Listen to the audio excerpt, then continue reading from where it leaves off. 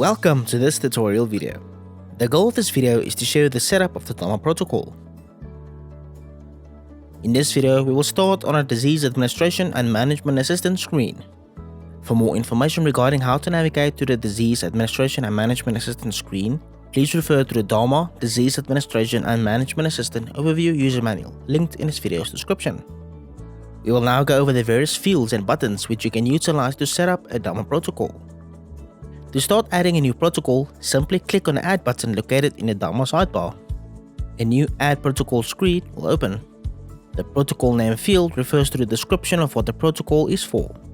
Click on the protocol name field and complete the relevant information. The description field refers to any additional details regarding the protocol.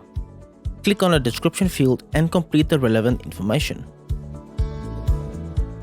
Color facilitates the practitioner in easily identifying protocols. Colors can also serve to group similar protocols together and aid in effortless navigation to the desired protocol. Click on the color field to add a color to the protocol. The color selector will open. You can choose your preferred color from here using one of the three available methods. In the first method, you can utilize the color bar by sliding the slider to your desired color and then clicking on the color in the color selection area. In the second method, you can input the RGB codes of the specific color if you know what they are. Lastly, you can utilize the color picker by clicking on the color picker icon and then selecting the desired color from anywhere on the screen. After using the color picker, simply click outside the color selector pop-up to save the color. Click on the Auto Add Protocol drop-down menu. Auto Add Protocol means the protocol will automatically be added to the patient when the linked ICD10 code of the protocol is used. The Prompt to Add Protocol option involves a notification pop-up that appears when the patient is invoiced, asking the practitioner if they would like to add the protocol to the patient associated with the ICD10 code. Click on an applicable option from the list. For more information on how to add a DAMA protocol to a patient, please refer to Add a DAMA Protocol to a Patient User Manual linked in this video's description. Please note that in order to complete the next step, which is choosing a default state, you will have to create a state first. After the fields have been completed, proceed and click on the Choose Default State drop-down menu. Select the newly created state from the list. For more information regarding setting up states, please refer to the DAMA States user manual linked in this video's description. The Auto Link Previous Patients feature automatically establishes a connection between the patient and a DAMA protocol by utilizing the pre-selected ICD10 or procedure codes. Click on the Save button on the bottom right corner, which will enable Auto Link Previous Patients button. Now, click on the Auto Link Previous Patients button. The Auto Link Previous Patients screen will open.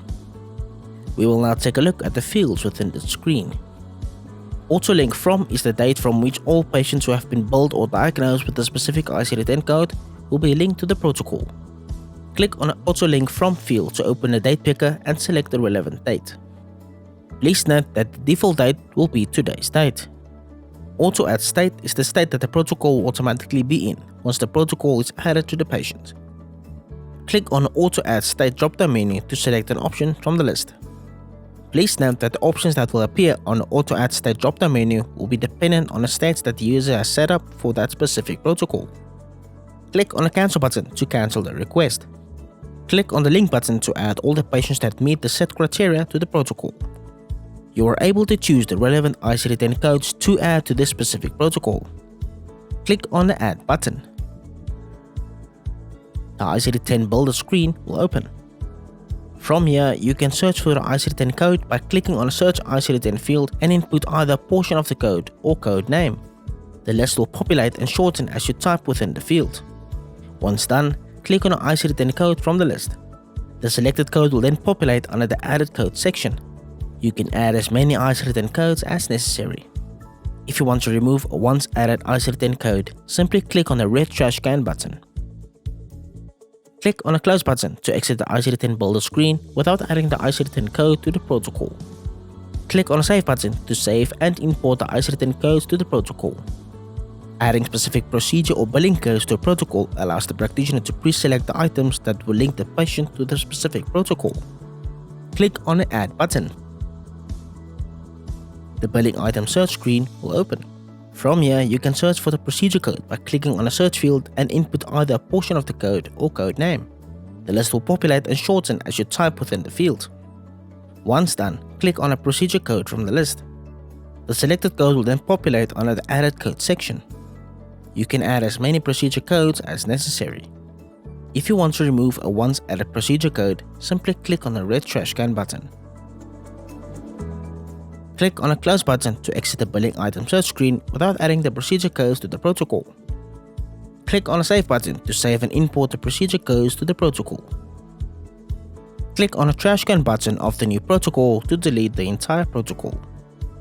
Click on a save button to save all the changes that have been made to the newly created protocol. The Disease Administration and Management Assistance screen will close and return to the Cash Register Management screen.